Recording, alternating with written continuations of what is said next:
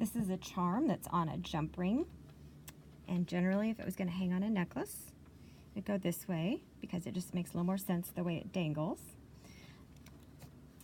A jump ring means it's not double like the ones we use for split rings.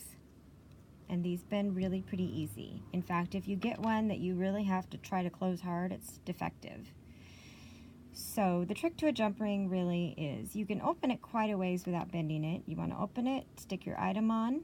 These are actually so gentle you could literally use your fingers to do a few. I wouldn't recommend it if you're doing more than 20 or you'll start to get a little callus there. But we want them to close all the way. And by what I mean by that is this one would not be considered closed all the way. In fact, let me put it over kind of a white background. You can kind of see a little bit better. See how it's still a little there? Now, from the angle I was holding at, I could have almost thought it was, because when you look at it this way, it looks closed all the way. When you look at it this way, this would snag my sweater I have on today. So we just want to make sure they really are closed all the way.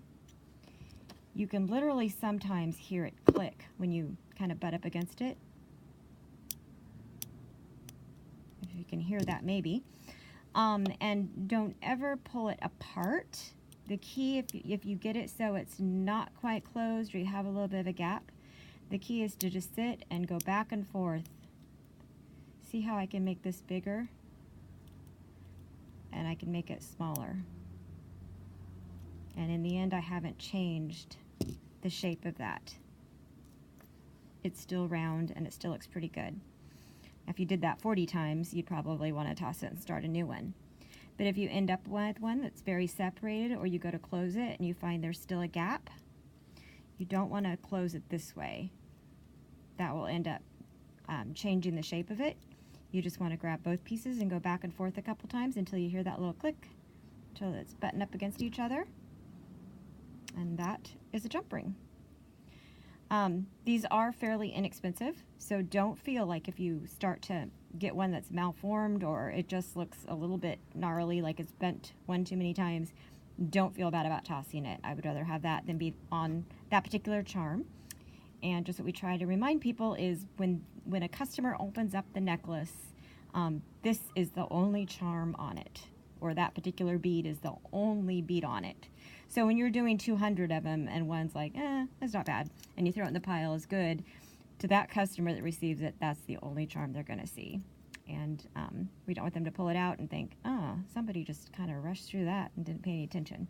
So that extra half a second just to make sure it's perfect is helpful. And when you're first starting out and you're kind of getting your muscle memory to know how far to go, sometimes having a piece of white paper or a white tray or something is helpful. And I've also had a couple of people who are just starting saying, in the beginning, I kind of like touching it, or I like to do this with my fingers just to be able to feel it. And so you might try that. Like I said, I wouldn't recommend it for long term with your fingers. We want to keep all the feeling in your fingers, but whatever works at the beginning so you can feel like it's working. I have just about played with this one so much, it is just about ready to say goodbye to that one because I probably messed with it too much. And it's getting a little bit where it just does not want to meet no matter what I do. So that's a good example of if you play with it too much, it's time to just say goodbye at a certain point to that little ring and try another one. All right, thanks.